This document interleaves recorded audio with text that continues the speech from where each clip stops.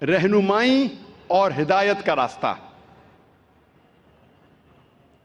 صلاح کا جب ترجمہ کوئی انگریزی میں کرتا ہے تو اکثر اس کا ترجمہ کرتے ہیں پریئر، اور جب ہم اس کے معنی دیکھتے ہیں آکسفورڈ ڈکشنری میں، پریئر کے معنی ہیں to beseech, to ask for help, کسی سے مدد مانگنا۔ یہ ترجمہ صلاح کا صحیح نہیں ہے۔ جو ہم صلاح کے بعد دعا مانگتے ہیں، دا سپلیکیشن وی ڈو، اس کے معنی ہے مدد مانگنا، کیونکہ صلاح میں ہم اللہ سے مدد مانگنے کے علاوہ ہم اس کی تعریف بھی کرتے ہیں، ہم اس کا شکریہ ادا بھی کرتے ہیں، اور اللہ سے ہدایت بھی پاتے ہیں۔ اسی لیے ٹو پرے، مدد مانگنا، صلاح کا پورا ترجمہ نہیں ہے، اور ہم اسے صحیح نہیں کہہ سکتے۔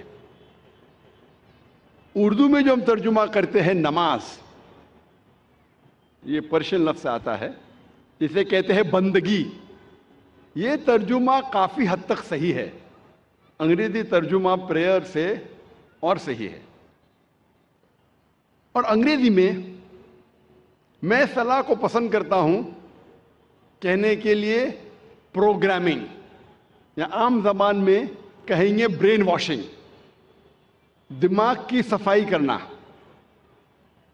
لیکن کوئی اگر کہیں گا آذان سننے کے بعد آپ کہاں جا رہے، اور کہیں گے I'm going for brain washing، میں دماغ کی صفائی کرنے کے لیے جا رہا ہوں، تو عجیب لگتا ہے۔ تو کہ انگریزی میں کہیں گا کہ میں پریئر کے لیے جا رہا ہوں، مجھے کوئی حرج نہیں ہے، لیکن یہ کہنا چاہتا ہوں پریئر جو انگریزی لفظ ہے وہ صلاح کا صحیح ترجمہ نہیں ہے۔ میں پسند کرتا ہوں کہنے کے لیے پروگرامنگ ٹورڈز رائچیسنس، یا صلاح رہنمائی اور ہدایت کا راستہ ہے، کیونکہ صلاح میں اللہ سے مدد مانگنے کے علاوہ ہم اس کا شکریہ ادا بھی کرتے ہیں، ہم اس کی تعریف بھی کرتے ہیں، اور اس سے ہدایت اور رہنمائی بھی پاتے ہیں۔ جب بھی ہم یہ لفظ پروگرامنگ سنتے ہیں، فوراً ہمارے دماغ میں کمپیوٹر آ جاتا ہے۔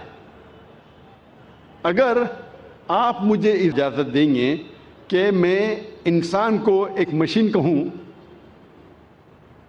تو مجھے یہ کہنا پڑے گا کہ انسان دنیا کی سب سے بہترین مشین ہے، انسان دنیا کی سب سے بہترین کمپیوٹر ہے۔ اور اکثر یہ عام ہے کہ جب ہم صلاح پڑھتے ہیں اکثر ہمارا ذہن بھٹکتا ہے۔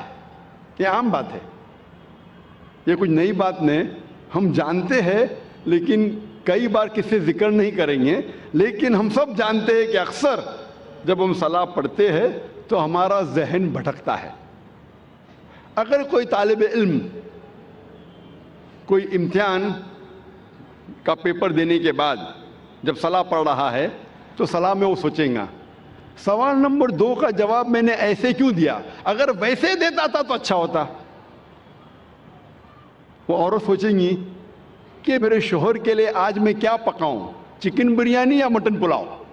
یہ سلام میں ہی سب ہمیں خیال آتا ہے۔ وہ بزنس مین سوچے گا، تاجر سوچے گا کیا میں کس کا دھندا کروں، کون سے تجارت میں مجھے زیادہ فائدہ ہے۔ تو سلام میں ہمارا ذہن بھٹکتے رہتا ہے، اور یہ عام بات ہے، بھٹکنا چاہیے نہیں لیکن بھٹکتا ہے۔ کیوں؟ کیونکہ اکثر ہم مسلمان 80% سے زیادہ مسلمان ہم عربی نہیں جانتے، اور جب ہم صلاح میں جو آیتیں پڑھتے ہیں قرآن مجید کی، مثال کے طور پہ سورہ فاتحہ پڑھنا فرض ہے، ہم جب سورہ فاتحہ پڑھتے ہیں ہمیں سورہ فاتحہ اتنے اچھی طریقے سے یاد ہے کہ اگر نیند میں سے ہمیں کوئی اٹھائیں گا 2 بجے رات کو اور کہیں گا سورہ فاتحہ پڑھو، تو ہم 100 میل کی رفتار پہ پڑھ سکیں گے، الحمد للہ العالمین مالک یوم الدین، کیونکہ ہمیں سورہ فاتحہ بہت اچھی طریقے سے یاد ہے۔ نیند میں بھی آپ بولیں گے تو ہم 100 میل کی رفتار پہ سورہ فاتحہ پڑھ سکیں گے۔ اور ہمارا ذہن جو اللہ سبحانہ تعالیٰ نے ہمیں دیا ہے، the brain Allah has given us، وہ اتنا پاورفل ہے کہ یہ سورہ فاتحہ ہمارے ذہن کا ایک دم چھوٹا سا حصہ استعمال ہوتا ہے، کیونکہ ہمیں پوری طریقے سے یاد ہے، منہ زبانی یاد ہے، اور ہم 100 میل کی رفتار پہ پڑھ سکتے. تو سورہ فاتحہ پڑھنے کے لیے ہمارا بہت چھوٹا سا ذہن، بہت چھوٹا، ایک دم کم ذہن استعمال ہوتا ہے، باقی ہمارا ذہن خالی ہے. An empty brain is a devil's workshop. یہ انگریزی میں کہاوت ہے کہ خالی دماغ شیطان کا کارخانہ ہے، خالی دماغ شیطان کی فیکٹری ہے. اور سائنٹیفکلی ہمارا دماغ خالی کبھی رہ ہی نہیں سکتا. یہ سائنس کے تو کیا کرتا ہے، دماغ بھٹکتا ہے، سوچتے رہتا ہے کیا کروں، کیا پکاؤں، کیسا تجارت کروں، کل کیا کروں، کیا پہنوں. تو ذہن کو بھٹکنے سے روکنے کے لیے سب سے بہترین طریقہ ہے کہ اگر ہم عربی زبان نہیں جانتے تو جو ہم عربی آیتیں پڑھ رہے ہیں اس کے ساتھ ساتھ اس کا ترجمہ بھی دہرائیے. ذہن میں عربی آیتوں کے ساتھ ذہن کے پیچھے at the back of your mind ہم اس کی معنی بھی دہرائے. اگر آپ کو اردو میں مہارت ہے تو اردو میں دہرائیے، انگریزی میں مہارت ہے تو انگریزی میں دہرائیے، ہندی میں مہارت ہے تو ہندی میں دہرائیے، مراٹھی میں مہارت ہے تو مراٹھی میں دہرائیے. لیکن جو زبان میں آپ کو مہارت ہے اس زبان میں ان آیتوں کا ترجمہ اپنے ذہن کے پیچھے دہرائیے. تو اگر ہم ترجمہ یاد کریں گے جو ہم آیتیں پڑھ رہے ہیں، اور جیسے میں نے فرمایا کہ سورہ فاتحہ پڑھنا فرض ہے اور ہم سلام میں پڑھتے الحمدللہ رب العالمین، ساری تعریفیں اللہ کی ہے جو رب ہے سارے عالمین کا، الرحمن الرحیم جو رحمان اور رحیم ہے، مالک یوم الدین جو مالک ہے قیامت کے دن کا، ایاک نعبد و ایاک نستعین ہم تیری عبادت کرتے ہیں اور تجھی سے مانگتے ہیں، اہدنا الصراط المستقیم ہمیں سیدھا راستہ دکھا، صراط الذین انعمت علیہم غیر المغضوب علیہم ولا الضالین وہ راستہ جن لوگوں پہ تو نے انعام فرمایا اور جو بھٹکے ہوئے نہیں ہیں. تو جب ہم سورہ فاتحہ پڑھ رہے ہیں اس کے ساتھ ساتھ اگر ترجمہ دہرائیں گے تو انشاءاللہ ہمارا ذہن نہیں بھٹکے گا. لیکن جب آپ کو عادت ہو جائیں گی ترجمہ دہرانے کی، یہ بھی میکینیکل ہو جائے گا. ابھی آپ کا ذہن کا تھوڑا اور حصہ استعمال ہو رہا ہے لیکن یہ بھی میکینیکل ہو جائے گا. آپ سورہ فاتحہ کے ساتھ ساتھ اس کا ترجمہ بھی 100 میل نہیں تو کم از کم 90 میل کی رفتار پہ دہرا سکیں گے. لیکن ابھی کیونکہ ذہن کا کچھ اور حصہ استعمال ہو رہا ہے آپ کا ذہن بھٹکے گا لیکن کم بھٹکے گا. تو ذہن کو بھٹکنے سے روکنے کے لیے آپ کو کیا کرنا چاہیے؟ ترجمے کے ساتھ ساتھ اس ترجمے کے معنی پہ کانسنٹریٹ کرنا چاہیے، توجہ دینا چاہیے. اگر عربی کے ساتھ اگر ترجمہ دہرا رہے ہیں اور اس ترجمے کے معنی پہ توجہ دیں گے تو آج کی سائنس یہ کہتی ہے کہ ہمارا برین اتنا پاورفل ہے کہ ہم ایک ساتھ 2 3 4 کام کر سکتے ہیں. مثال کے طور پہ اگر کوئی گاڑی چلا رہا ہے، شروع میں جب گاڑی چلاتا ہے پوری توجہ دیتا ہے، آپ اس سے بات نہیں کر سکتے، لیکن جب اسے عادت ہو جاتی ہے 1 مہینے 2 مہینے بعد تو گاڑی چلاتے چلاتے آپ سے بات بھی کر سکتا ہے. آدھا دھیان گاڑی پہ آدھا دھیان بات پہ. ہمارا ذہن بہت پاورفل ہے. لیکن آج کی سائنس یہ کہتی ہے کہ کوئی بھی انسان 100% 2 چیز پہ دھیان نہیں دے سکتا ہے. 50% 2 چیز پہ دے سکتا ہے، 60% 40% دے سکتا ہے، 80% 20% دے سکتا ہے، 90% 10% دے سکتا ہے، لیکن 100% 2 چیز پہ دے ہی نہیں سکتا. تو عربی آیت کی تلاوت کرنے کے ساتھ ساتھ اگر ترجمہ دہراتے ہیں اس ترجمہ پہ آپ کانسنٹریٹ کرتے ہیں، دھیان دیتے ہیں 100%، جتنا آپ دھیان دیں گے اتنا کم آپ کا ذہن بھٹکے گا. اگر 100% دھیان دیں گے تو انشاءاللہ آپ کا ذہن کبھی بھی نہیں بھٹکے گا. تو اسی لیے ذہن کو بھٹکنے سے روکنے کے لیے یہ ضروری ہے کہ جو بھی آیتوں کی آپ تلاوت کرتے قرآن مجید میں، جو بھی اللہ کے رسول فرماتے حدیث میں جو میں پڑھنا چاہیے صلاح میں، اس کی معنی آپ جانیں اور اس معنی پہ توجہ دیں گے 100%، تو انشاءاللہ آپ کا ذہن کبھی بھی نہیں بھٹکے گا۔ اللہ تعالیٰ فرماتے ہیں، اور اس تقریر کے شروع میں میں نے قرآن مجید کی ایک آیت کی تلاوت کی تھی، سورہ عنکبوت سورہ نمبر 29 آیت نمبر 45 میں، جہاں اللہ تعالیٰ فرماتے اتلو ما اوحی الیک من الکتاب واقم الصلاۃ ان الصلاۃ تنہی عن الفحشاء والمنکر۔ تلاوت کرو ان آیتوں کی جو میں نے نازل کی ہے اس کتاب میں، واقم الصلاۃ، اور صلاح کو قائم کرو، ان الصلاۃ تنہی عن الفحشاء والمنکر، بے شک صلاح فاحشی اور برے کاموں سے روکتی ہے۔ قرآن مجید میں اللہ تعالیٰ فرماتے ہیں کہ بے شک صلاح فاحشی اور برے کاموں سے روکتی ہے، جسے میں کہتا ہوں ہدایت کا راستہ، پروگرامنگ ٹورڈز رائچسنس۔ صلاح دا پروگرامنگ ٹورڈز رائچسنس، صلاح رہنمائی اور ہدایت کا راستہ۔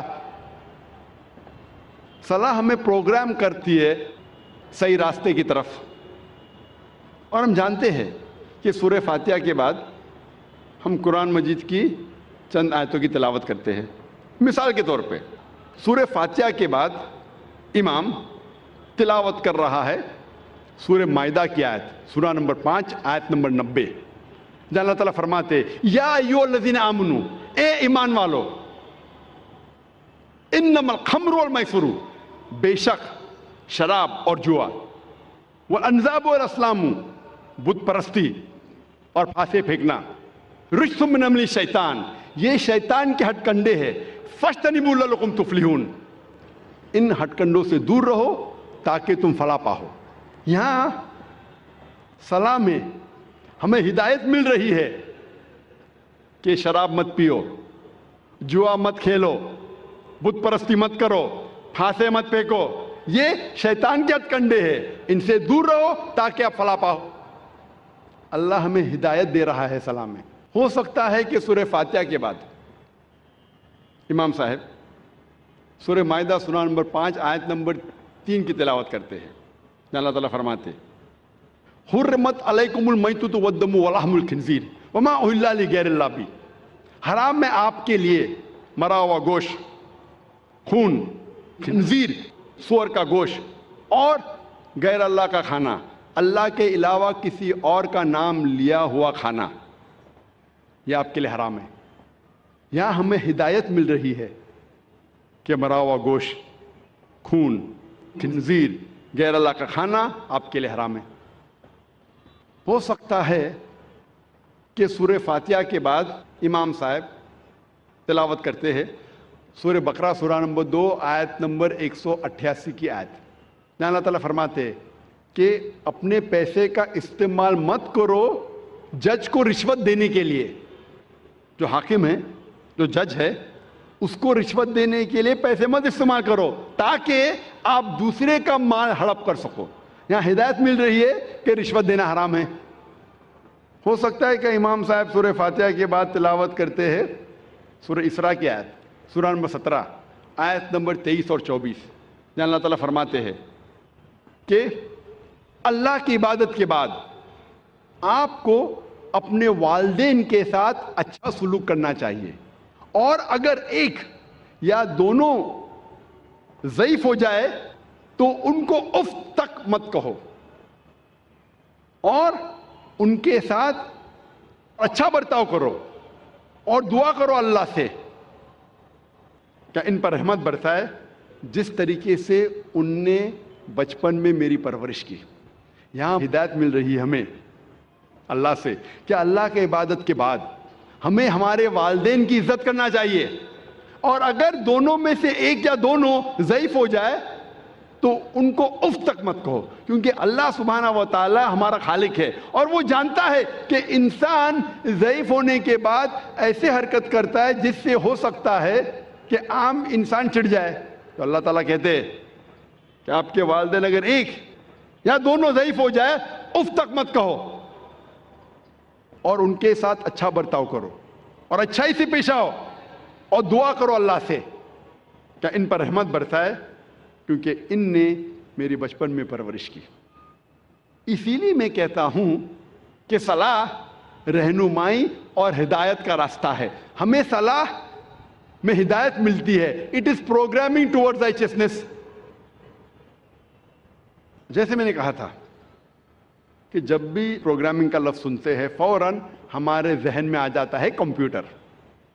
لیکن کمپیوٹر کو ایک بار پروگرام آپ کر لیں یہ کافی ہے, اس کے بعد فکر کرنے کی ضرورت نہیں, کیونکہ کمپیوٹر کے پاس اپنی خود کی خواہش نہیں ہے. جو ہم پروگرام کرتے ہیں وہی جواب دیں گا.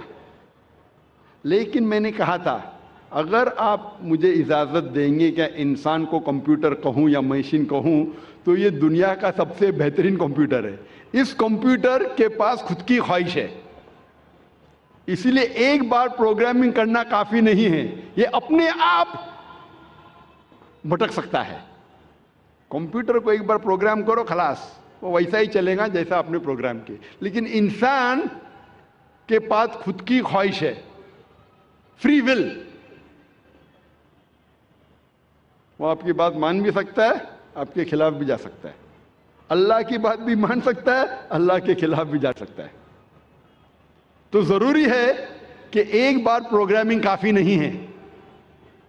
اور اس کے علاوہ ہو سکتا ہے کبھی کبھی کمپیوٹر میں وائرس لگ جاتا ہے. اگر کمپیوٹر میں وائرس لگ گیا پھر ضروری ہے کہ ہمیں پھر سے پروگرامنگ کرنی پڑیں گی. کمپیوٹر میں وائرس گھس گیا تو ہمیں ہارڈ ڈسک کو فارمیٹ کرنے پڑتا ہے, پھر سے پروگرامنگ کرنے پڑیں گی ورنہ کمپیوٹر نہیں چلے گا. تو آج ہم دیکھتے ہیں آج کے معاشرے میں اتنی برائیاں ہیں. ہم جب معاشرے کے باہر نکلتے ہیں ہم دیکھ رہے ہیں کہ کتنے لوگ جھوٹ بول رہے ہیں, کتنے لوگ رشوت دے رہے ہیں, کتنے لوگ زنا کر رہے ہیں, ننگے ننگے کپڑے پہن رہے ہیں. یہ سب دیکھ کے ہمارے دماغ میں وائرس آ جاتا ہے. اسی لیے ہمارے ذہن کو پھر سے پروگرامنگ کرنے کی ضرورت ہے. جس طریقے سے ڈاکٹر کہتا ہے کہ اچھی صحت کے لیے کم از کم 3 بار آپ کو کھانا کھانا چاہیے, اسی طرح اچھی روح کے لیے ہمارا خالق اللہ سبحانہ و تعالیٰ کہتا ہے کہ کم از کم آپ کو پروگرامنگ کرنا پڑے گا 5 بار دن میں. اگر اچھی روح چاہتے ہیں تو پروگرامنگ کم از کم 5 بار.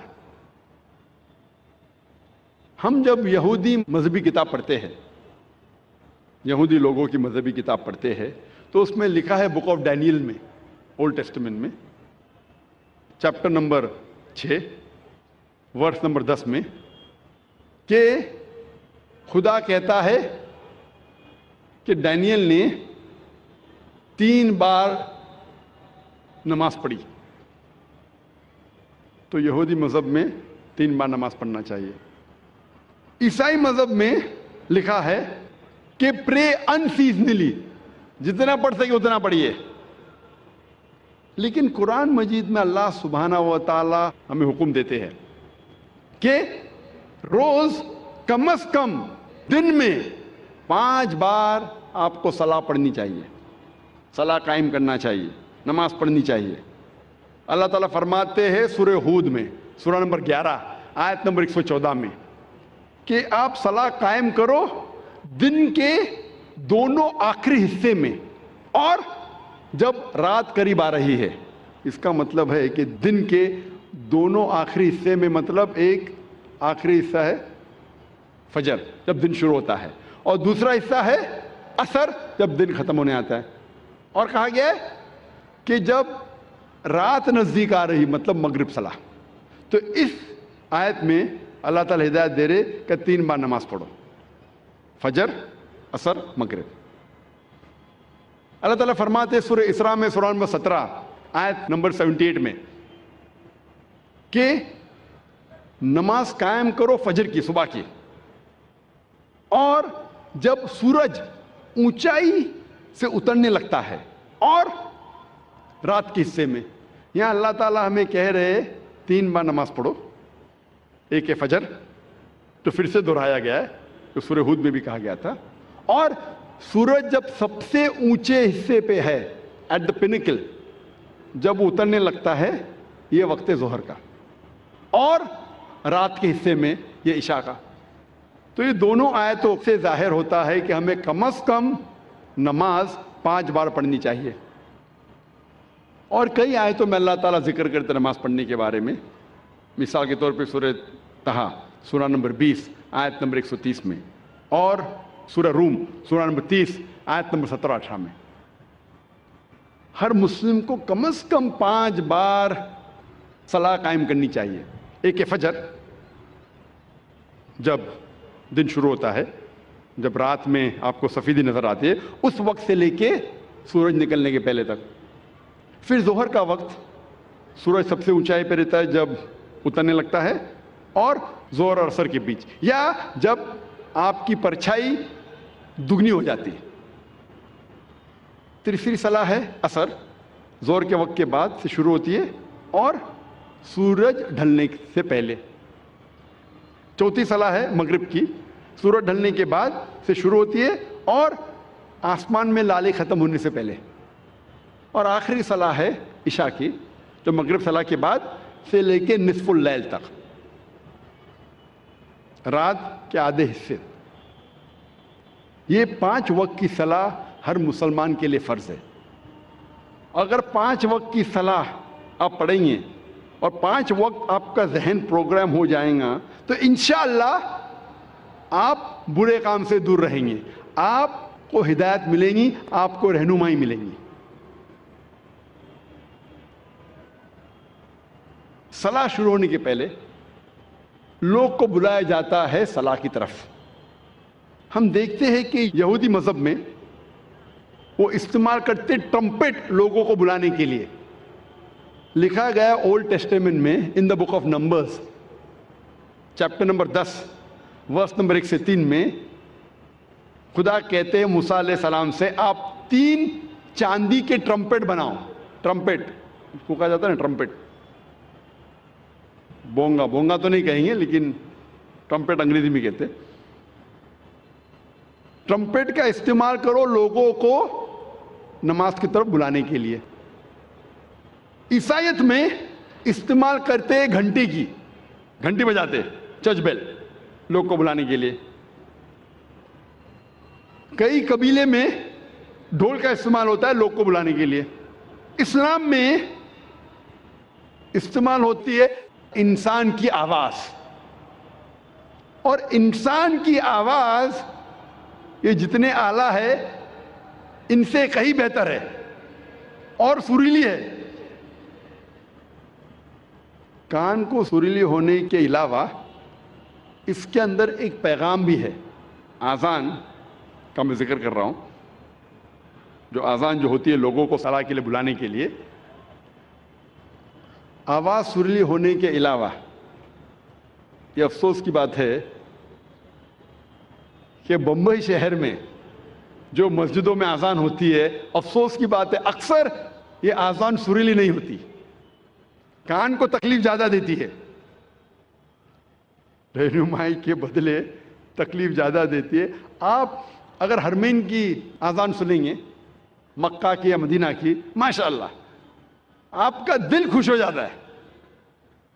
وہ آذان آپ کو رب کی یاد دلاتی ہے. بمبئی شہر میں جو آذان ہم سنتے ہیں تکلیف زیادہ دیتی ہے. سب آذان نہیں، اکثر. ہمیں کوشش کرنا چاہیے کہ ہمارے مؤذن کو اکٹھا کر کے ان کو تربیت دینا چاہیے، پریکٹس دینا چاہیے کس طریقے سے آذان دینی چاہیے. کیونکہ آذان کے وجہ سے جب میں انٹرویو کرتا ہوں کئی نو مسلم کو، میں کئی نو مسلم کو جانتا ہوں جو صرف آذان کی وجہ سے اسلام قبول کیے. میں پوچھتا ہوں اکثر نو مسلم سے، آپ کو اسلام میں سب سے زیادہ پسندیدہ چیز کیا لگی؟ اکثر لوگ کہتے ہیں توحید اور کئی چیزیں. کچھ لوگوں نے مجھ سے کہا وہ آذان اتنی اچھی ہے کہ جب بھی آذان سنتا ہوں میں دل میرا باغ باغ ہو جاتا ہے، دل خوش ہو جاتا ہے. تو ہمیں کوشش کرنا چاہیے کہ ہمارے مؤذن جو ہے اس شہر میں ان کی تربیت کرے کہ کس طریقے سے صحیح اذان دینا چاہیے.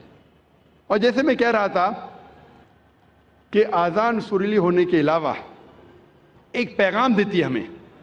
افسوس کی بات ہے کہ اکثر مسلمان اذان کی معنی جانتے ہی نہیں. تو مسلمان نہیں جانتے تو غیر مسلم کیسا جانے؟ اور میں ایک واقعہ آپ سے کہنا چاہتا ہوں، اور یہ حقیقت واقعہ ہے. تقریباً 10-15 سال پہلے جب میں کیرلا میں گیا تھا تقریر کرنے کے لیے، اور یہ حقیقت ہے، مجھے مہمان خصوصی بنایا گیا تھا اور میرے تقریر کے پہلے ایک غیر مسلم پولیٹیشین کو بلایا تھا،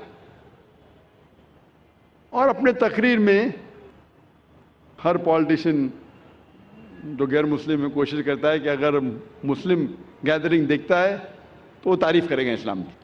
تو یہ غیر مسلم پولیٹیشین تعریف کرتے کرتے کہنے لگا کہ ہمارے اس دیش میں جو مسلمان مغل بادشاہ اکبر اتنے مہان کام کیے، اسی لیے مسلمان روز 5 بار اللہ اکبر کر کے اکبر بادشاہ کی تعریف کرتے. آپ سمجھ رہے ہیں یہ جوک ہے؟ جوک نہیں، حقیقت ہے، اور میں خود گواہ ہوں. میں سٹیج پہ بیٹھا تھا، اچھا میرے تقریر کے پہلے اس نے کہا، تقریر میں نے اس کی غلط فہمی کو دور کیا کہ ہم مسلمان جب اللہ اکبر بولتے ہیں تو اکبر بادشاہ کی تعریف نہیں کرتے. اکبر بادشاہ تو موجود بھی نہیں تھا اس وقت، اللہ کے رسول کے ٹائم پہ اکبر بادشاہ کہاں تھے؟ جب اللہ اکبر کہتے ہیں اس کی یہ معنی ہے کہ اللہ سب سے بڑا ہے، اللہ از دا گریٹسٹ. اسی لیے ہر مسلمان کا فرض ہے کہ کم از کم وہ اذان کی معنی کو جانے تاکہ خود کے دل پہ اثر ہو، اور ساتھ ساتھ جو لوگ کو اس کی معنی نہیں پتہ ہے، غیر مسلمانوں کو نہیں پتہ ہے، ان لوگوں کو اس کی معنی بتائے. اور اذان میں ہم 4 بار دہراتے اللہ اکبر اللہ اکبر اللہ اکبر اللہ اکبر. اللہ سب سے بڑا ہے، اللہ سب سے بڑا ہے، اللہ سب سے بڑا ہے، اللہ سب سے بڑا ہے. اشہد ان لا الہ الا اللہ، میں گواہی دیتا ہوں اللہ کے علاوہ کوئی معبود نہیں. میں گواہی دیتا ہوں کہ اللہ کے علاوہ کوئی معبود نہیں.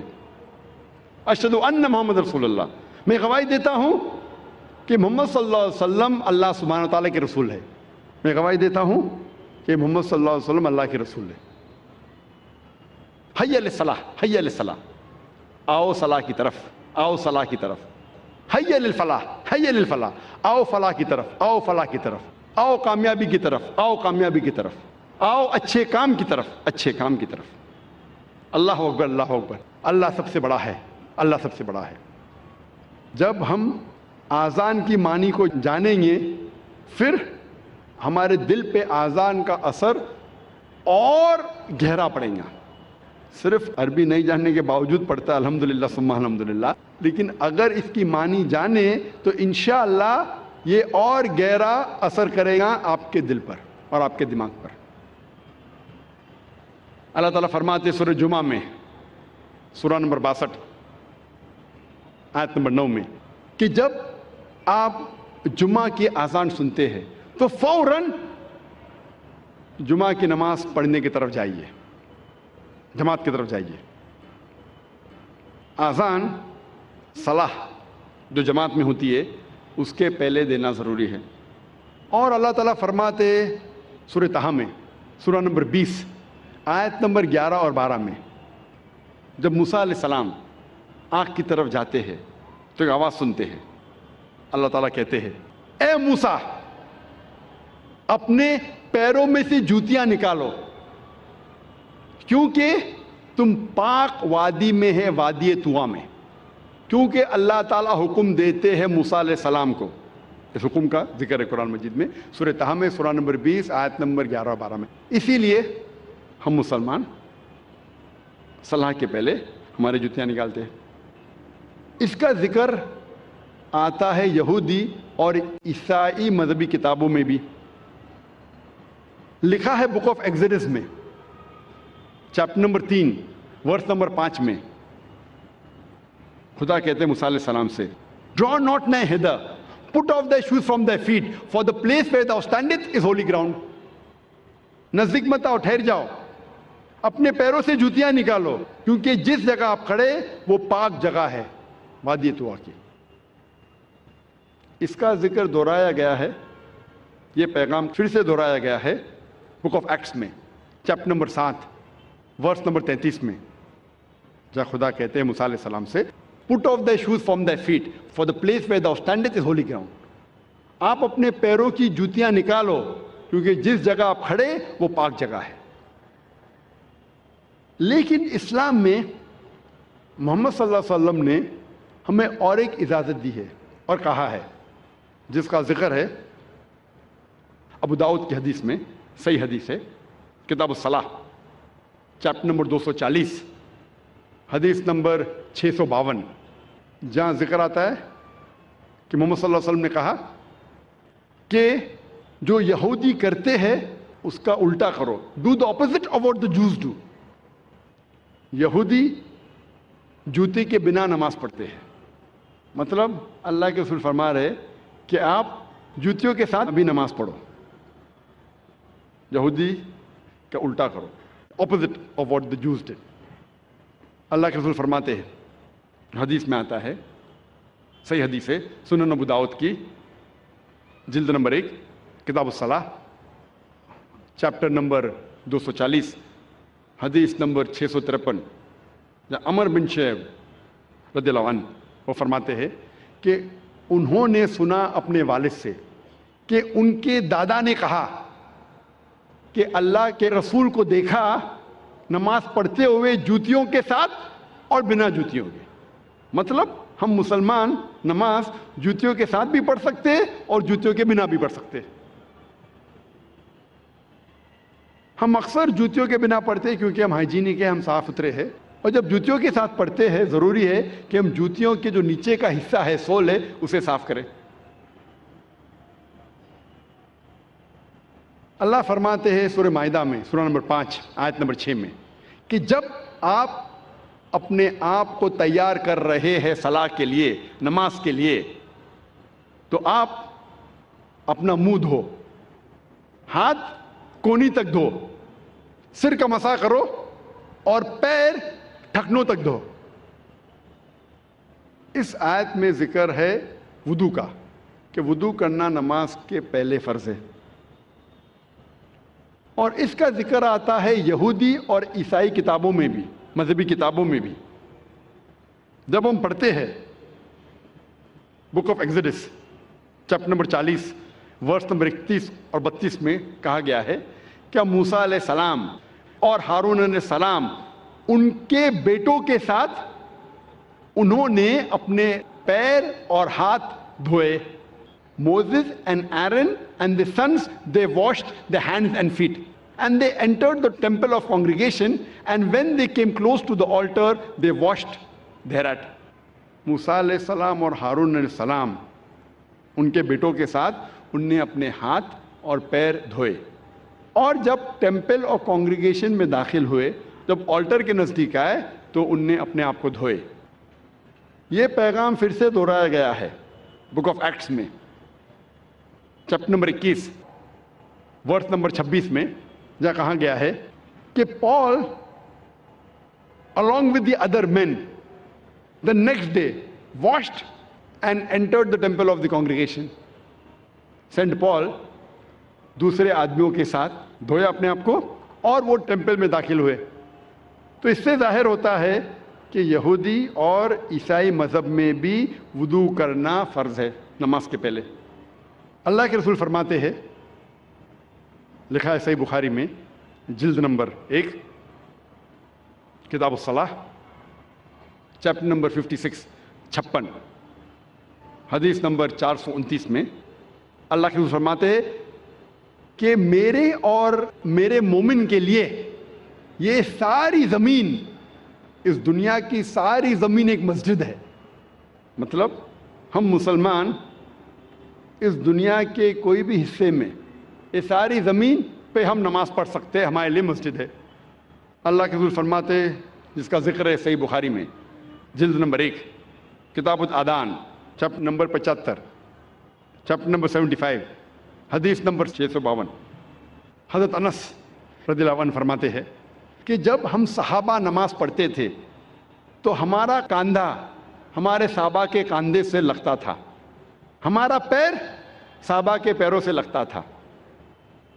اللہ کے رسول فرماتے ہیں، صحیح حدیث ہے سنن ابو داؤد کی، جلد نمبر 1، کتاب الصلاۃ، چیپٹر نمبر 245، حدیث نمبر 666، 666، اللہ کے رسول نماز شروع کرنے کے پہلے پلٹتے اور کہتے ہیں کہ اپنی قطار کو سیدھی کرو، اسٹریٹن یور روز، اور کوئی جگہ بیچ میں مت چھوڑو، اور جگہ کو قریب کرو تاکہ شیطان آپ کے بیچ میں نہ آئے۔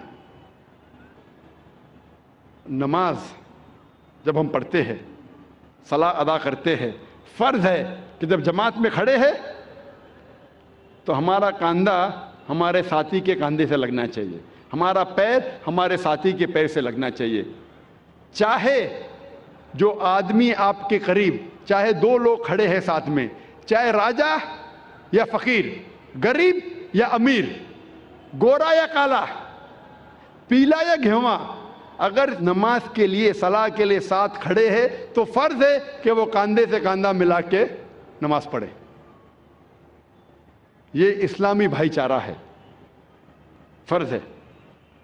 نماز پڑھنے کے جو اہم رکن ہیں وہ قرآن میں جن کا ذکر آتا ہے اور باقی کا ذکر آتا ہے حدیث میں، لیکن قرآن کے ذریعے ہمیں پتہ لگتا ہے کہ قرآن مجید میں اللہ سبحانہ وتعالیٰ فرماتے ہیں سورہ بقرہ میں، سورہ نمبر 2 آیت نمبر 144، 144، اللہ فرماتے ہیں کہ جب بھی آپ نماز کے لیے کھڑے ہوتے ہیں، صلاح کے لیے کھڑے ہوتے ہیں، اپنا رخ مسجد حرام کی طرف کرو، turn your face toward the sacred mosque. جدھر بھی آپ ہیں اپنا رخ، اپنا چہرہ مسجد حرام کی طرف کرو۔ یہ ہمارے لیے قبلہ ہے، کعبہ ہمارا قبلہ ہے، نماز پڑھتے وقت ہمیں رخ کرنا چاہیے مسجد حرام کی طرف، یہ فرض ہے۔ اللہ تعالیٰ فرماتے ہیں سورہ بقرہ میں، سورہ نمبر 2 آیت نمبر 238 میں، 238، اللہ تعالیٰ فرماتے ہیں کہ جب بھی آپ صلاح کے لیے کھڑے رہو تو stand with a devout frame of mind. آپ جب کھڑے ہوتے ہیں، عربی میں لفظ آتا قانتین، کہ اپنے ڈیواؤٹ فریم آف مائنڈ کے ساتھ آپ نماز پڑھو۔ اللہ فرماتے سورہ ہجر میں، سورہ نمبر 15 آیت نمبر 87 میں، کہ اللہ has sent، اللہ نے نازل کیا ہے 7 آیتیں جو ہمیشہ دہرائی جاتی ہے، اور قرآن عظیم۔ جب قرآن مجید میں اس کا ذکر آتا ہے 7 آیتیں جو ہمیشہ دہرائی جاتی ہے، اس کا مطلب ہے سورہ فاتحہ۔ سورہ فاتحہ میں 7 آیتیں ہیں، تو قرآن میں اللہ تعالیٰ ذکر کرتے ہیں سورہ فاتحہ کے بارے میں، اور عظیم قرآن۔ سورہ فاتحہ کے علاوہ باقی حصہ جو قرآن کا ہے اسے کہا جاتا ہے قرآن عظیم۔ تو سورہ فاتحہ کا ذکر آتا ہے قرآن مجید میں سورہ ہجر میں، سورہ نمبر 15 آیت نمبر 87 میں۔ اور اللہ تعالیٰ قرآن مجید میں کہتے ہیں کہ صلاح میں آپ کو رکوع کرنا ضروری ہے، اور رکوع لفظ قرآن مجید میں کم سے کم 13 بار آیا ہے، اور صلاح کا اہم رکن جو ہے وہ سجدہ ہے، اپنے ماتھے کو زمین پہ ٹیکنا کہتے ہیں سجدہ۔ اور سجدہ کا لفظ قرآن مجید میں 92 ٹائمز آیا ہے، قرآن مجید 92 ٹائمز۔ اور اللہ تعالیٰ فرماتے ہیں سورہ العمران میں، سورہ نمبر 3 آیت نمبر 43 میں، یہاں مریم مقنتی لربی کی وسجدی ورقی ما یا رقیم، کہ اے مریم آپ اللہ کی عبادت کرو اور سجدہ کرو اور رکوع کرو ان لوگوں کے ساتھ جو رکوع کر رہے ہیں۔ اور اللہ تعالیٰ فرماتے ہیں سورہ حج میں، سورہ نمبر 22 آیت نمبر 77 میں، کہ اے مومنو رکوع کرو اور سجدہ کرو اور اچھے کام کرو تاکہ آپ فلاح پاؤ۔ تو کئی بار قرآن مجید میں کہا گیا ہے رکوع کے بارے میں اور سجدے کے بارے میں۔ اور اس کے علاوہ قرآن مجید میں کئی بار کہا گیا اطیعوا اللہ واطیعوا الرسول، اللہ کی اطاعت کرو اور اللہ کے رسول کی اطاعت کرو، کئی بار قرآن مجید میں آتا ہے۔ سورہ ال عمران سورہ نمبر 3 آیت نمبر 32، سورہ ال عمران سورہ نمبر 3 آیت نمبر 132، سورہ نساء سورہ نمبر 4 آیت نمبر 59، سورہ مائدہ سورہ نمبر 5 آیت نمبر 92، سورہ انفال سورہ نمبر 8 آیت نمبر 1، سورہ انفال سورہ نمبر 8 آیت نمبر 20، سورہ انفال سورہ نمبر 8 آیت نمبر 46، سورہ نور سورہ نمبر 24 آیت نمبر 56، سورہ نور سورہ نمبر 24 آیت نمبر 54، سورہ محمد سورہ نمبر 47 آیت نمبر 33، سورہ مجادلہ سورہ نمبر 58 آیت نمبر 13، سورہ تغابن سورہ نمبر 64 آیت نمبر 12۔ کم از کم قرآن مجید میں 12 جگہ کہا گیا ہے اطیعوا اللہ واطیعوا الرسول، اللہ کی اطاعت کرو، اللہ کے رسول کی اطاعت کرو۔ اس کا مطلب اللہ کے علاوہ جو بھی اللہ کے رسول فرماتے ہیں، حکم کرتے ہیں، ہمارے لیے فرض ہے کہ اسے ہم مانیں۔ تو صلاح کی باقی رکن، باقی چھوٹی چیزیں کس طریقے سے پڑھی جاتی ہے وہ ذکر آتا ہے حدیث میں۔ جب اللہ کے رسول کی صحیح حدیث پڑھیں گے تو باقی چیز ہمیں ملتی ہے۔ اور اللہ کے رسول فرماتے ہیں صحیح بخاری میں جلد نمبر 1 کتاب الآذان چیپٹر نمبر 18 حدیث نمبر 604 میں، پرے ایز یو سی می پرے، نماز پڑھو جس طریقے سے آپ مجھے پڑھتے ہوئے دیکھ رہے ہیں۔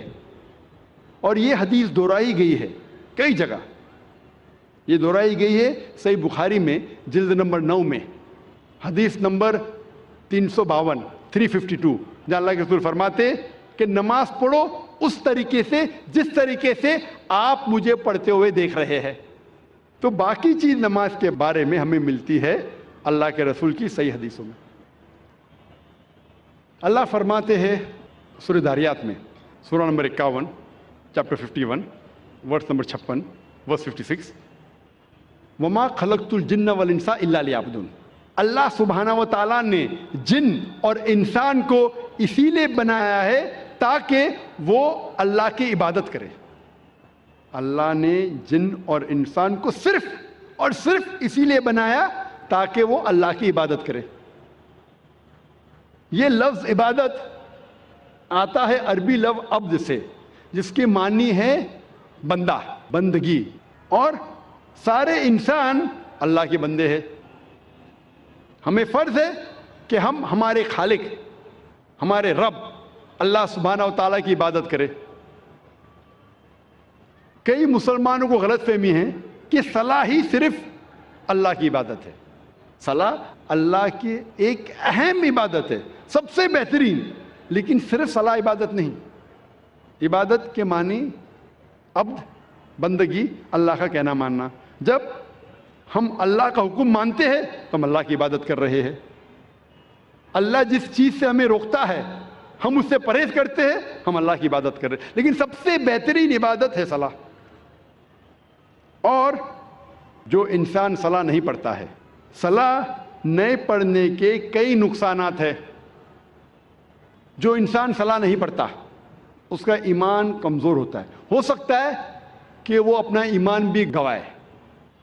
انسان سوچنے لگتا ہے کہ میرے پاس پیسہ ہے، میرے پاس دولت ہے، عیش ہے، آرام ہے، اللہ سے دور جاتا ہے۔ صلاح نہیں پڑھتا ہے اور دور جاتا ہے۔ صلاح نہیں پڑھنے سے آپ کی زندگی میں ڈسپلن نہیں آتا ہے۔ ہو سکتا ہے کوئی شخص مجھ سے پوچھے گا، میں کئی لوگ کو جانتا ہوں جو صلاح نہیں پڑھتے لیکن ایک دم پابند ہے، اپوائنٹمنٹ کے پابند ہے، ڈسپلن ہے۔ میں جانتا ہوں کئی مسلمان جو صلاح نہیں پڑھتے لیکن ڈسپلن ہے، کئی غیر مسلمان ہیں جو صلاح نہیں پڑھتے لیکن ایک دم ڈسپلنڈ ہے، اپوائنٹمنٹ دیں گے برابر اس وقت پہ موجود رہیں گے۔ یہ ڈسپلن کا ذکر ہی نہیں کر رہا ہوں، میں اعلیٰ درجے کی ڈسپلن کی بات کر رہا ہوں، یہ تو نیچے درجے کا ڈسپلن ہے۔ اور آپ کبھی بھی دیکھیں گے اپوائنٹمنٹ کے بارے میں، اگر کوئی شخص اپنے ملازم کو اپوائنٹمنٹ دے رہا ہے تو اکثر وہ اگر اپوائنٹمنٹ کے پابندی بھی نہیں کریں گا اسے کوئی فرق پڑتا نہیں، میرا ملازم ہے میں آدھا گھنٹہ لیٹ جاؤں کیا فرق پڑتا ہے، کیونکہ وہ اس سے نیچا ہے۔ اپوائنٹمنٹ دے 10 بجے کہ آپ پہنچے 10:15 کو پہنچے 10:30 کو پہنچے 11 بجے نہیں بھی پہنچے، ملازم ہے۔ کوئی فرق پڑتا نہیں. اگر آپ اپنے بزنس پارٹنر کو اپوائنٹمنٹ دے رہے, آپ کوشش کریں گے ٹائم پہ رہیں گے, میں میرے بزنس پارٹنر کو تکلیف نہیں دینا, اپوائنٹمنٹ کے ٹائم پہ رہیں گے. جس کو آپ سمجھتے ہیں کہ وہ بہت مشہور اور عزت والا ہے, اگر آپ منسٹر کا اپوائنٹمنٹ لیں گے تو کیا کریں گے, 10 منٹ ٹائم کے پہلے پہنچیں گے, آدھا گھنٹہ پہلے پہنچیں گے. اگر وزیر اعظم کا اپوائنٹمنٹ لیں گے, آپ ڈریں گے کہ اپوائنٹمنٹ چھوٹنے جائے گا, تو آدھا گھنٹہ پہلے پہنچیں گے, 1 گھنٹہ پہلے پہنچیں گے. یہ انسان کی فطرت ہے. جو آپ کے نیچے ہے اس کی آپ قدر نہیں کرتے, جو برابر ہے قدر کرتے, جو اونچا ہے مشہور ہے زیادہ قدر کرتے. اس لحاظ سے اگر مان لو یہ چیز صحیح ہے, مان لو کہ یہ اپوائنٹمنٹ کا طریقہ صحیح ہے کہ اگر ٹکر کا ہے تو میں ٹائم پہ جاؤں, زیادہ اونچا ہے تو اور احتیاط لوگو. جب آپ کا اپوائنٹمنٹ آپ کے رب کے ساتھ ہے تو کتنی پابندی آپ کو کرنا چاہیے, اور رب کا مقابلہ مخلوق سے کر ہی نہیں سکتے. اگر وزیر کو ملنے کے لیے اتنی پابندی کر رہے تو اپنے رب کو ملنے کے لیے کتنی پابندی کرنا چاہیے آپ کو. رب کا مقابلہ وزیر سے ہو ہی نہیں سکتا ہے. وَلَمْ يَكُنْ لَهُ كُفُوًا أَحَدٌ, اس کے جیسا کوئی نہیں ہے. تو میں اس اپوائنٹمنٹ کی بات کر رہا ہوں, اونچے درجے کی. اگر صلاح سے دور رہیں گے تو آپ کی زندگی میں ڈسپلن آئیں گا ہی نہیں. جب وزیر آپ کا تھوڑا فیور کرتا ہے تو آپ ہل جاتے ہیں, اس کے لیے کچھ بھی کرنے کو تیار ہے. ہمارا خالق آپ کو زندگی دی ہے, ہمیں زندگی دی ہے, ہمیں اتنے نعمت دی ہے, ہم کتنا شکر ادا کرتے. اور جو سب سے بہترین نعمت ہے وہ تو ہم کبھی سوچتے بھی نہیں. میں آپ سے پوچھنا چاہتا ہوں کہ سب سے بہترین نعمت کیا ہے جو ضروری ہے آپ کے لیے جینے کے لیے؟ کیا ہے؟ کیا ہے؟ ہوا. شاید آپ نے تقریر سن چکے پہلے. ہاں, میں پوچھنا چاہتا ہوں کتنے لوگ ہمارے خالق کا شکریہ ادا کرتے کہ ہوا جو ہمیں چند منٹوں کے لیے نہیں ملیں گی تو ہم مر جائیں گے. چند منٹوں کے لیے ہوا نہیں ملیں گی, ہم بولتے یا رب شکریہ, آپ نے ہمیں گھر دیا, آپ نے ہمیں گاڑی دی. کتنے لوگ شکریہ ادا کرتے پانی کے لیے, کتنے لوگ شکریہ ادا کرتے ہوا کے لیے. یہ جینے کے لیے ضروری ہے. جب میں نے میرے بچوں سے کمپٹیشن لگائی کہ سب سے زیادہ آپ کیا شکر ادا کریں گے اللہ کا, تو ایک سے بڑھ کر ایک جواب تھا. میری چھوٹی بیٹی رشدہ نے کہا سب سے بہترین میں شکریہ ادا کروں گی اللہ نے ہمیں ایمان دیا. ماشاءاللہ, یہ ہوا سے بھی بہتر ہے. ایمان جو اللہ نے ہمیں دیا ہے وہ ہوا سے بھی بہتر ہے. لیکن جینے کے لیے ضروری ہے ہوا. تو وہ خالق جو ہمیں اتنے نعمت برسا رہا ہے اس کا اپوائنٹمنٹ کا آپ کو کوئی فکر نہیں. جب آپ صلاح نہیں پڑھیں گے تو آپ کی زندگی کا جو امن ہے, جو سلامتی ہے, وہ چلے جائیں گا. انسان سمجھتے ہیں کہ پیسے کے ذریعے سلامتی آ سکتی ہے. جو غریب انسان سوچتا ہے وہ امیر انسان کتنا اس کی زندگی میں امن ہے, ارے کیا 4 بیڈ روم کا فلیٹ ہے, کیا بڑی گاڑی ہے. اور اکثر وہ انوی کرتا ہے, کاش میرے پاس بھی گاڑی ہوتی, کاش میرے پاس بھی بنگلہ ہوتا ہے. اور میں ایک چیز آپ سے کہنا چاہتا ہوں کہ اکثر آپ جائیں گے دیہاتوں میں جو لوگ ولیج میں رہتے ہیں ہریالی میں, وہ جب دیکھتے ہیں گاڑی کو گزرتے ہوئے, ارے کیا گاڑی ہے, کاش میں بھی شہر میں جاتا اور میرے پاس بھی گاڑی ہوتی. ہو سکتا ہے وہ آدمی شہر میں آتا ہے, وہ جاتے ہوئے چھوٹی گاڑی کو دیکھتا ہے, شہر میں دیکھتا ہے بڑی گاڑی, تو اس کی خواہش بڑھتی ہے میرے پاس بڑی گاڑی ہونا چاہیے. پھر دیکھتا ہے وہ اپارٹمنٹ, میرے پاس بھی کم از کم 1 بیڈ روم کا اپارٹمنٹ ہونا چاہیے, کتنی اچھی بات ہوتی. تو اللہ تعالیٰ 1 بیڈ روم کا اپارٹمنٹ دے. پھر وہ سوچتا ہے کہ کیوں نہ میرے پاس 3 بیڈ روم کا اپارٹمنٹ ہو, خواہش بڑھتی ہے. پھر وہ امیر ہو کے سوچتا ہے کہ ابھی اور پیسہ آ گیا, کیوں نہ میں بنگلہ لوں, وہ بنگلہ لیتا ہے. پھر سوچتا ہے کہ یہ بنگلہ ابھی کیا, میں اتنے سال یہاں رہ رہا ہوں شہر میں, کیوں نہ میرا آؤٹ ہاؤس ہو, فارم ہاؤس, 100 ایکڑ کا فارم ہاؤس. کدھر؟ میں لوناوالا میں. کدھر؟ پنچگنی میں فارم ہاؤس. تو وہ 100 ایکڑ کا فارم ہاؤس لیتا ہے اور جاتا ہے. ہم اور آپ فارم ہاؤس میں تو جا نہیں سکتے نا, ہمارا چھوٹا سا گھر ہے ادھر. فارم ہاؤس, امیر آدمی وہ کروڑپتی ہے، فارم ہاؤس میں اور پھر جاتا ہے ہریالی میں بیٹھتا ہے. کدھر؟ وہی جگہ جو غریب جہاں سے آیا تھا. جو غریب ہریالی میں مفت میں رہتا تھا وہ بعد میں شہر میں آتا ہے، بعد میں اپارٹمنٹ میں جاتا ہے، پھر وہ واپس امیر آدمی جاتا ہے کدھر؟ فارم ہاؤس کے اندر. وہی دیہاتی میں جو غریب آدمی زندگی بھر امن کے ساتھ ہے، وہ امیر آدمی کروڑ روپے خرچہ کرتا ہے وہ امن کو حاصل کرنے کے لیے. تو پیسے سے آپ کو امن مل ہی نہیں سکتا. جو امن آپ کو صلاح کے ساتھ ملتا ہے اس کا جو ٹیسٹ ہے وہ کچھ اور ہی ہے. صلاح پڑھنے کے کئی فائدے ہیں. سب سے پہلے صلاح نہ ہی آپ کو روحانی دوائی دیتا ہے، جسمانی بھی الحمدللہ فائدے پہنچاتا ہے. نہ ہی روحانی فائدے صلاح پڑھنے سے، جسمانی فائدے بھی ہے. سب سے پہلے جیسے میں نے کہا کہ آپ کا ایمان بڑھتا ہے. اللہ تعالیٰ فرماتے ہیں قرآن مجید میں سورہ انفال میں سورہ نمبر 8 آیت نمبر 2 میں، وہ مومن ہیں جو جب اللہ کا نام سنتے ہیں ان کا دل کانپنے لگتا ہے، اور جب اللہ کے نشانیاں سنتے ہیں ان کا ایمان بڑھتا ہے اور اللہ میں اور ایمان رکھتے ہیں. اللہ تعالیٰ فرماتے ہیں سورہ فاتحہ میں سورہ نمبر 1 آیت نمبر 5 سے 7 میں، ایاک نعبد و ایاک نستعین، ہم تجھی سے مانگتے ہیں اور تیری عبادت کرتے ہیں. اہدنا الصراط المستقیم، ہمیں سیدھا راستہ دکھا. صراط الذین انعمت علیہم غیر المغضوب علیہم ولا الضالین، وہ راستہ جن لوگوں پہ تو نے انعام فرمایا اور وہ لوگ جو بھٹکے نہیں ہیں. صلاح سے ہمارا ایمان بڑھتا ہے. صلاح سے زندگی میں ڈسپلن پیدا ہوتا ہے. جو ہم ذکر کر رہے تھے ڈسپلن کے بارے میں، صلاح پابندی سے ہمیں وقت پہ ادا کرنا چاہیے. اور سب سے بہترین مثال جو میں دیکھا ہوں میری زندگی میں وہ ہے سعودی عربیہ. سعودی عربیہ میں اذان پورے شہر میں ایک وقت ہوتی ہے، 1-2-3 منٹ کا ادھر ادھر، لیکن ایک ساتھ ہوتی ہے. جب اذان ہوتی ہے سارے لوگ اپنا کام دھندا بند کر کے فوراً نماز پڑھتے ہیں.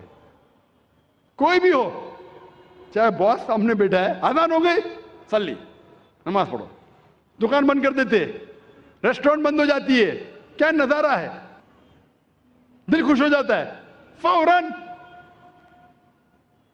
اللہ کا بلاوا آیا، اللہ سے اپوائنٹمنٹ ہے، فوراً نماز پڑھو.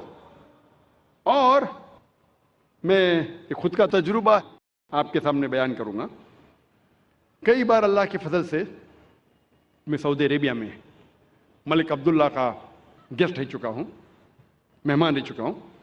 ایک بار جب میں فنکشن میں گیا تھا تو فنکشن میں اس وقت تھا کہ ہمارا جو پروگرام تھا، چند لوگ تھے، ہمارا پروگرام تھا ملک عبداللہ کے ساتھ ہم عصر نماز پڑھے اور ہم وقت پہ پہنچ گئے. کچھ مصروفیات ہونے کی وجہ سے ملک عبداللہ تھوڑے دیر لیٹ آتے ہیں، لیکن اذان سنے، اللہ کا اپوائنٹمنٹ تھا، فوراً سب لوگ، وہ سیکورٹی گارڈ سب لوگ فوراً نماز پڑھے. ہم نے ملک عبداللہ کا انتظار نہیں کیا، اور ملک عبداللہ بھی کچھ کام میں ہو سکتا ہے مصروف ہو گئے. ان نے بھی نہیں کہا کہ میں میرے مہمانوں کے ساتھ پڑھوں گا، وقت ہو گیا ان نے بھی نماز پڑھ لی. آپ سوچ سکتے آج کے دور میں اکثر مسلمان اگر کوئی اپوائنٹمنٹ ہے وزیر کے ساتھ، اب مغرب کا وقت ہے، ارے اپوائنٹمنٹ اور وزیر لیٹ آئیں گے، مغرب ہے، آدھا گھنٹہ ہو گیا، 1 گھنٹہ ہو گیا، مغرب نماز بعد میں پڑھ لیں گے، وزیر آ گیا تو میرا کام نہیں ہوئے گا، وزیر آئیں گا تو میرا کام نہیں ہوئے گا. تو اکثر کیا کریں گے، چلیں گے ہر روز تو نماز پڑھتے ہیں، مغرب نماز قضا کر لیں گے. اکثر سعودی عربیہ میں ماشاءاللہ فقیر یا بادشاہ، امیر یا غریب، صلاح کا وقت ہوتا ہے فوراً نماز پڑھو. یہ الحمدللہ زندگی میں ڈسپلن پیدا کرتا ہے. اور ہم اکثر انسان ہمارے چھوٹے دماغ کے ذریعے سوچتے ہیں. ہم سوچتے ہیں کہ اگر یہ اپوائنٹمنٹ بہت مشکل سے ملا ہے، یہ میرا منتری، یہ وزیر، یہ منسٹر میرا کام کرنے والا ہے، تو اپوائنٹمنٹ چکنا نہیں چاہیے، بڑے لیٹ ہو جائے۔ سب سے بڑا مالک، سب سے بڑا وزیر کون ہے؟ ہمارا خالق اللہ سبحانہ و تعالیٰ۔ اللہ تعالیٰ فرماتے ہیں سورہ غافر میں سورہ نمبر 40 آیت نمبر 60 میں، تم مجھ سے مانگو میں تمہاری خواہش پورے کروں گا، خلاص۔ لیکن ہمیں اللہ پہ تھوڑی یقین ہے، ہمیں یقین ہے وہ ہمارے مینیجر پہ، ہمارے باس سے، ہمارے وزیر سے۔ اللہ پہ یقین کدھر ہے؟ جس دن اللہ پہ یقین آئے گا، اللہ تعالیٰ فرماتے سورہ عمران میں سورہ نمبر 3 آیت نمبر 160 میں، اگر اللہ آپ کی مدد کرے گا تو کوئی بھی آپ پہ غالب نہیں ہو پائے گا۔ اللہ اگر آپ کی مدد کرے گا تو کوئی بھی آپ پہ غالب نہیں ہو پائے گا، لیکن اللہ اگر آپ کو چھوڑے گا تو کوئی بھی آپ کو پھر مدد نہیں کر سکے گا۔ اے مومنو، اللہ پہ ایمان لاؤ۔ صلاح سے زندگی میں ڈسپلن پیدا ہوتا ہے۔ صلاح ہمارے معاشرے کی حالت میں تبدیلی پیدا کرتی ہے، معاشرے کو سدھارتا ہے، بھائی چارہ بڑھاتا ہے۔ اللہ تعالیٰ فرماتے ہیں سورہ حجرات میں سورہ نمبر 49 چیپٹر 49 آیت نمبر 13 میں، یا ایھا الناس انا خلقناکم من ذکر و انثی وجعلناکم شعوبا وقبائل لتعارفوا ان اکرمکم عند اللہ اتقاکم ان اللہ علیم خبیر۔ اے انسانوں، ہم نے تمہیں ایک مرد اور عورت کے جوڑے سے پیدا کیا ہے اور تمہیں تقسیم کیا ہے قبائل میں، گروہ میں، تاکہ آپ ایک دوسرے کو پہچان سکو، نہ کہ آپ ایک دوسرے سے نفرت کریں۔ صلاح میں 5 وقت کم از کم بھائی چارہ بڑھتا ہے۔ جیسے میں نے کہا تھا، ہم جب صلاح کے لیے کھڑے ہوتے ہیں جماعت میں، ہمارا کاندھا ہمارے بازو والے کاندھے سے لگنا چاہیے، ہمارے پیر بازو والے پیر سے لگنا چاہیے، چاہے امیر ہو یا غریب، راجہ ہو یا فقیر۔ اگر نماز کے لیے ساتھ میں کھڑے ہیں تو کاندھے سے کاندھا لگنا چاہیے، پیر سے پیر لگنا چاہیے، چاہے گورا انسان ہو یا کالا، پیلا یا گھیوا، اگر نماز کے لیے کھڑا ہے تو کاندھے سے کاندھا اور پیر سے پیر لگنا چاہیے، بھائی چارہ بڑھتا ہے۔ اللہ تعالیٰ فرماتے ہیں قرآن مجید میں سورہ ہمزہ میں سورہ نمبر 104 آیت نمبر 1 میں، وَيْلٌ لِّكُلِّ ہُمَزَةٍ لُمَزَةٍ، لعنت ہے ہر قسم کے غیبت کرنے والوں پر۔ اللہ تعالیٰ فرماتا ہے سورہ حجرات میں سورہ نمبر 49 آیت نمبر 11 اور 12 میں کہ آپ میں سے آدمیوں کا ایک گروہ دوسرے پہ ہنسنا نہیں چاہیے۔ ہو سکتا ہے کہ وہ لوگ آپ سے بہتر ہے، آپ لوگوں میں سے ایک خواتین کا گروہ، عورتوں کا گروہ دوسرے پہ ہنسنا نہیں چاہیے۔ ہو سکتا ہے کہ وہ آپ سے بہتر ہے۔ آپ ایک دوسرے کو غلط نام سے مت بلاؤ، برے نام سے مت بلاؤ، ایک دوسرے پہ شک مت کرو۔ کئی بار شک گناہ ہے۔ ایک دوسرے کے بارے میں پیٹھ پیچھے غیبت مت کرو۔ کیا آپ اپنے بھائی کا مرا ہوا گوشت کھانے کے لیے تیار ہے؟ اس آیت میں اللہ تعالیٰ کہتے ہیں کہ اگر آپ غیبت کریں گے تو اپنے مرے ہوئے بھائی کا گوشت کھانے کے برابر ہے۔ جیسے میں نے پہلے کہا تھا مرا ہوا گوشت کھانا حرام ہے، یہاں مرے ہوئے بھائی کا گوشت کا ذکر ہے جو کینیبل ہے۔ کینیبلز مطلب جو انسان دوسرے انسان کو کھاتے ہیں، اسے کہتے ہیں انگریزی میں کینیبل۔ کینیبل بھی دوسرے انسان کو کھاتا ہے لیکن اپنے بھائی کو نہیں کھاتا۔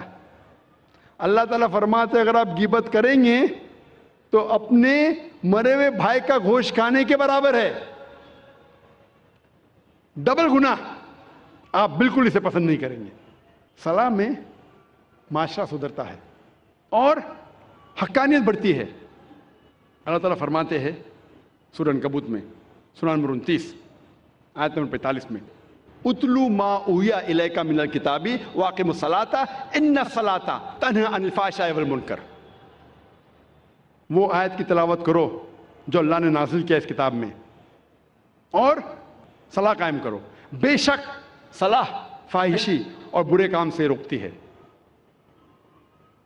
اللہ تعالیٰ فرماتے ہیں سورہ اسراء میں سورہ نمبر 17 آیت نمبر 81 میں، وَقُلْ جَاءَ الْحَقُّ وَزَهَقَ الْبَاطِلُ إِنَّ الْبَاطِلَ كَانَ زَهُوقًا۔ کہو کہ حق آ چکا ہے اور باطل ختم ہو جائے گا. باطل ختم ہونے کے لیے پیدا ہوا تھا. حق کی بات کرو, حق سے مت ڈرو. اللہ تعالیٰ فرماتے سورہ بقرہ میں سورہ نمبر 2 آیت نمبر 42 اور 43 میں کہ آپ حق کو جھوٹ سے مت بدلو, اور جب آپ حق کو جانتے ہیں تو حق کو مت چھپاؤ. نماز قائم کرو اور زکوٰۃ دو. اللہ تعالیٰ فرماتے ہیں سورہ بقرہ میں سورہ نمبر 2 آیت نمبر 188 میں کہ آپ رشوت مت دو جج کو, حاکم کو, تاکہ دوسرے کی دولت ہڑپ کر سکو. صلاح کے ذریعے معاشرہ سدھرتا ہے, حقانیت بڑھتی ہے, اور جو سلامتی ہے, امن, وہ بھی بڑھتا ہے. اللہ تعالیٰ فرماتے ہیں قرآن مجید میں سورہ رعد میں سورہ نمبر 13 آیت نمبر 28 میں کہ مومن وہ ہے جب اللہ کا ذکر کرتا ہے تو اس کا ایمان بڑھتا ہے. اللہ کا ذکر کرنے سے مومن کا ایمان بڑھتا ہے, سلامتی بڑھتی ہے. اور اللہ تعالیٰ فرماتے سورہ بقرہ میں سورہ نمبر 2 آیت نمبر 153, جو آج پروگرام شروع ہونے کے پہلے جو قاری نے اس آیت کی تلاوت کی تھی, اور اللہ تعالیٰ فرماتے وَاسْتَعِینُوا بِالصَّبْرِ وَالصَّلَاةِ إِنَّ اللَّهَ مَعَ الصَّابِرِينَ, کہ اللہ کی مدد مانگو صلاح اور صبر کے ساتھ, بے شک اللہ صبر کرنے والوں کے ساتھ ہے. صلاح پڑھنے کے کئی فائدے ہیں. وقت کی قلت ہونے کی وجہ سے صرف میں چند اور فائدے آپ کے سامنے بیان کروں گا کہ روحانی فائدے کے علاوہ جسمانی فائدے بھی ہیں. بہت سے میڈیکل بینیفٹس ہیں, میڈیکل فائدے بھی ہیں. آج کی سائنس کہتی ہے کہ جب صلاح کے دوران ہم رکوع میں جاتے ہیں, جب جھکتے ہیں رکوع میں, تو ہمارے جسم کے اوپری حصے میں خون زیادہ جاتا ہے. اس سے ریلیکسیشن ہے, بدن کو آرام ملتا ہے, اسپائن سپل ہوتی ہے, اور جو نروز ہے اسپائن کے, وہ نروز میں نرشمنٹ ہوتا ہے خون زیادہ جانے کی وجہ سے. یہ جو رکوع کی پوزیشن ہے, آج سائنس کہتی ہے یہ فلیٹولنس کے لیے بھی اچھا ہے. جب رکوع سے آپ پھر سے اوپر آتے ہیں الرفوع پوزیشن میں, تو خون جو جسم کے اوپری حصے میں جا چکا ہے واپس سے اپنی جگہ آ جاتا ہے, اور بدن میں ریلیکسیشن ہوتا ہے, آرام ملتا ہے. سلام میں جب آپ سجدہ پوزیشن میں جاتے ہیں, سجدہ اپنا فورہیڈ, ماتھا زمین پہ ٹیکنا, سجدہ جیسے میں نے کہا تھا صلاح کا ایک اہم رکن ہے. سجدے میں آج سائنس کہتی ہے کہ اس ایٹماسفیئر میں کئی الیکٹروسٹیٹک چارجز ہیں جو ہمارے سینٹرل نروس سسٹم پہ حاوی ہو جاتا ہے, جس کی وجہ سے ہمیں اسپیزم ہوتا ہے, ہمیں بیک ایک ہوتی ہے, کمر میں درد, مسل میں درد. اور اس کو گراؤنڈ کرنا بہت ضروری ہے. جس طریقے سے 3 پن پلگ ہوتا ہے, وہ 3rd پن ہوتا ہے ارتھنگ کے لیے, اسی طریقے سے سجدہ پوزیشن میں there is dominance on the frontal lobe. ذہن کا حصہ جو سوچنے میں استعمال ہوتا ہے وہ frontal lobe. There is dominance of frontal lobe and this precipitation. یہ بہت فائدے مند ہے جتنے الیکٹروسٹیٹک چارجز کو ڈسچارج کرنے کے لیے. سجدے کی پوزیشن میں, سجدے کی حالت میں بھیجے میں اور خون جاتا ہے, جو بھیجے کے ہیلتھ کے لیے بہت بہترین ہے. It's healthy for the brain, بھیجے کے صحت کے لیے اچھی ہے. جب سجدے کی پوزیشن میں فیس میں, چہرے کے چمڑی میں خون کا فلو زیادہ بڑھ جاتا ہے, جس سے چمڑی کی بیماری, مثال کے طور پہ فائبروسائٹس, مثال کے طور پہ چل بینز ہونے کے امکانات کم ہیں. اور ایک خصوصاً ٹھنڈی کے وقت یہ چہرے کے لیے بہت اچھا ہے. سجدے کے پوزیشن میں there is less chances of having سائنسائٹس. سائنسائٹس بیماری کے بارے میں آپ نے سنا ہوگا, ہیڈ ایک ہوتا ہے. سائنسائٹس سجدے کے پوزیشن میں جو میگزیلری سائنس ہے, میں معافی چاہتا ہوں یہ میڈیکل ٹرمنالوجی کا ترجمہ کروں گا تو پوری رات نکل جائیں گی, تو معذرت چاہتا ہوں, اور کروں گا تو بھی آپ کو سمجھیں گا نہیں. یہ میگزیلری سائنس جو ہے اس کا آسٹیم جو اوپننگ ہوتی ہے اردو میں کہہ سکتا ہوں کہ چھید وہ میڈیا سائڈ اور انٹیریئر سائڈ میں، اٹ از لائک انورٹنگ اے پاٹ. تو سجدے کی حالت میں there is drainage of the میگزلری science. صلاح کے ڈفرینٹ پوزیشن میں قیام، رکوع، سجدہ، اس کے اندر فرنٹل سائنس، اٹھموئڈل سائنس، اسپینوئڈل سائنس ہونے کے چانسز کم ہیں. سجدے کی حالت میں there is drainage of the برونکل tree, جو پھیپڑے میں جو سیکریشن ہے وہ سیکریشن کے ڈرینیج ہوتا ہے. دیر از لیس چانسز آف ہیونگ برونکیکٹسس، پھیپڑے کی بیماری ہونے کے کم امکانات ہے. عام طور پہ جب ہم سانس لیتے ہیں، آج کی میڈیکل سائنس یہ کہتی ہے کہ سانس جب آپ لیتے ہیں، اندر باہر کرتے ہیں، تو صرف 2/3 حصہ، 2/3 portion of the lung air is expelled out. صرف 2/3 حصہ ہوا کا پھیپڑے کا باہر جاتا ہے اور نئی ہوا آتی ہے. 1/3 حصہ پرانا ہی رہتا ہے. اسے سائنس میں ہم کہتے ہیں ریسیڈول ایئر، یعنی پھیپڑے کی 1/3 حصہ جو ہے ہوا کا ویسا ہی رہتا ہے، صرف 2/3 حصہ باہر جاتا ہے اور نہیں آتا ہے. سجدے کے حالت میں جب آپ سانس لیتے ہیں، دا ایبڈومینل وسرا، جو پیٹ کے آلہ ہے، وہ لگتے ہیں ڈائفرام کی طرف، ڈائفرام کو ڈھکا دیتے ہیں. ڈائفرام دھکا دیتا ہے lower lobes of the lungs. اس سے جو ریسیڈول ایئر ہے 1/3 حصہ وہ باہر نکل جاتا ہے. تو ہمارے پھیپڑے میں ساری کی ساری جو ہوا آ رہی ہے وہ نہیں آتی ہے. اس سے پھیپڑے کی بیماری کے کم امکانات ہے، because of fresh air coming in. اس پوزیشن میں there is increase venous return of the abdominal viscera. جو پیٹ کے جتنے آلہ ہے اس میں ایبڈومینل وینس ریٹرن انکریز ہوتا ہے. آج کی سائنس یہ کہتی ہے کہ سجدے کے پوزیشن میں it is very good for those people suffering from femoral hernia and oesophageal hernia. جس کو ایسوفیجل ہرنیا ہے، ہرنیا کا لفظ سنا ہے آپ نے، ایسوفیجل ہرنیا یا فیمورل ہرنیا، یہ صلاح کی پوزیشن اس مریض کے لیے بہتر ہے. آج کی سائنس یہ کہتی ہے کہ جو شخص ہیمورائڈ کی بیماری ہے، جس شخص کو پائلز ہے، صلاح کی پوزیشن اس کے لیے بہت اچھی ہے، سجدہ کی پوزیشن. آج کی سائنس یہ کہتی ہے کہ سجدہ کی پوزیشن میں آپ جب گھٹنے ٹیکتے ہیں زمین پہ، تو سولیس مسل جو پیر کے مسل ہے، اس میں میڈیکل ٹرمنالوجی میں کہتے ہیں سولیس مسل. سولیس مسل آج سائنس کہتا ہے وہ پیریفرل ہارٹ ہے. پیریفرل ہارٹ مطلب ان جسم کے حصوں میں جو دور کے حصے میں وہاں خون کو پھیلاتا ہے. تو اس پوزیشن میں خون جو جسم کے دور کے حصے ہے وہاں بھی پہنچ جاتا ہے. جب یہ سجدے کی پوزیشن میں ہم گھٹنے ٹیک رہے تو یہاں دیر از پریشر آن دا نیز and the muscles. It is good for the back ایک. اور ہم جب پھر سے جلسے کی پوزیشن میں آتے ہیں، سجدے سے اٹھتے ہیں، تو خون واپس اپنی جگہ پہ آتا ہے، بدن کا حصہ ریلیکس ہوتا ہے، ہمیں آرام ملتا ہے.